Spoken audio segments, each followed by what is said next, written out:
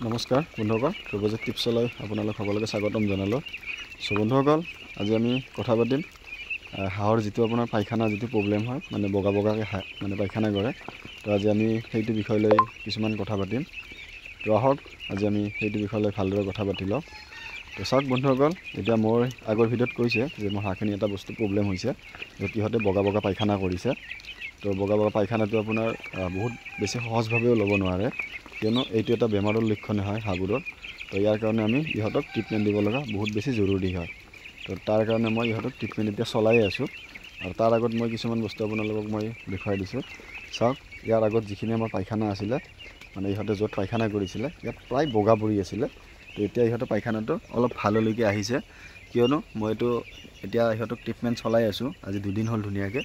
এইটো বগা আছে যদিও আপোনাৰ এটা কালাৰ আহিছে, এতিয়া অলপ মানে ভাল হোৱা দিশলৈকে আহিছে ইহঁতে।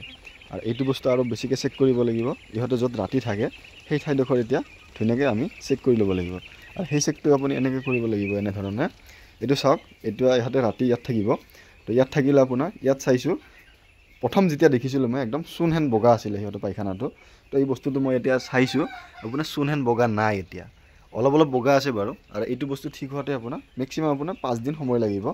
তো সিহঁতক 5 দিনমান মানে কি ট্ৰিটমেণ্টটো চলাই থাকিব লাগিব। এক টাইম কৰি ড'জ মিলাই দি থাকিব লাগিব পানীত। তাৰপিছত ইহঁতে অট'মেটিকলি ভাল হৈ যাব।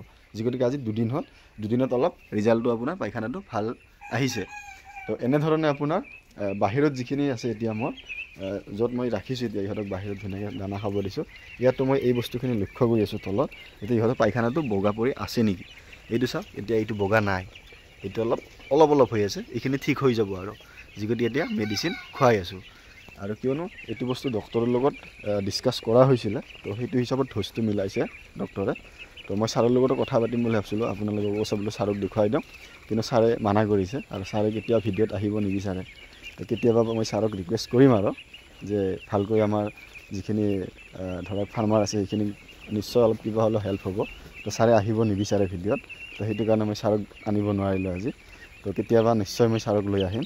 তো এতিয়া মই চাইছোঁ পায়খানাটো, ইহঁতৰ পায়খানাবিলাক ঠিকেই আছে। এতিয়া অলপ ভাললৈকে ইহঁত ধুনীয়াকৈ আহিছে। আৰু এইটো বস্তু হোৱাৰ কাৰণ হৈছে আপোনাৰ কেনেধৰণে জানেনে, আজি যোৱা 4 দিনমান হ'ল আমাৰ ইয়াত বৰষুণ হৈ আছে।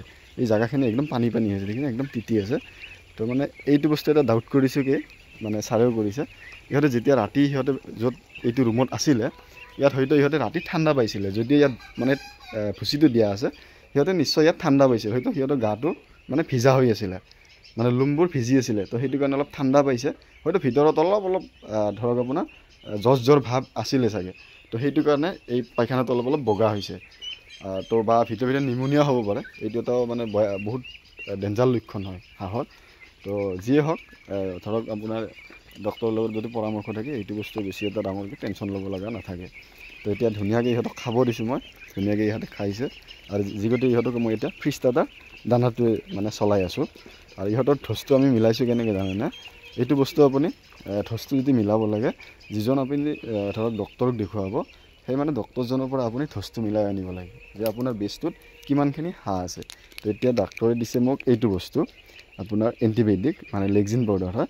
তো এইটোত আপোনাৰ আছে 20 গ্ৰাম আছে এক পেকেটত। আৰু এইটোত আপোনাৰ হাঁহ কিমানখিনি আছে আপোনাৰ বেজটোত, তো সেইটো হিচাপত আপুনি মিলাই কেনে এই ড'জটো মিলাই খাব লাগিব। হয়তো আপুনি পানীত দিব পাৰে, হয়তো ইহঁতে য'ত দানাটো খাইছে দানাত মিক্স কৰি দিব পাৰে। কিন্তু এইটো বস্তু এনেকুৱা নহয়, আপুনি কাৰো ভিডিঅ' চাই বা আমাৰ ভিডিঅ' চাই বা সেই কৰি আপুনি এইটো বস্তু ব্যৱহাৰ নকৰিব। কিয়নো এইটো যদি আপুনি ড'জটো যদি সঠিকভাৱে মিলাব নোৱাৰে, তেতিয়াহ'লে এইটো কিন্তু কাম নিদিব।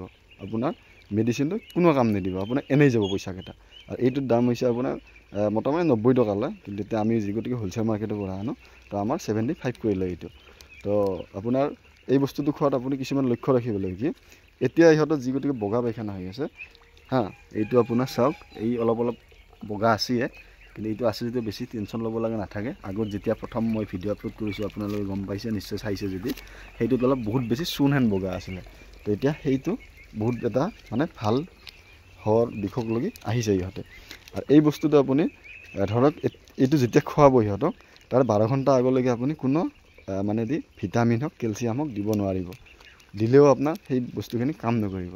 আৰু ভিটামিন খোৱাৰ আগত এই বস্তুখিনিও মানে কি অলপ ডিছকাছ কৰি কেনেহে খুৱাব লাগে। কিয়নো এই যদি এণ্টিবায়'টিকটো আপুনি দি কিনে তাৰে যদি 3-4 ঘণ্টা পিছত যদি আৰু ভিটামিন দিয়ে, সেইখিনি ভিটামিনটো আপোনাৰ কাম নকৰিব।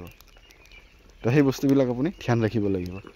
গতিকে এতিয়া মই 5 দিন খুৱাব দিছে, আৰু এইটো বস্তু এতিয়া ভাল একদম সম্পূৰ্ণ ভাল হোৱালৈকে আপোনাৰ মেক্সিমাম 5 দিন সময় লাগিব।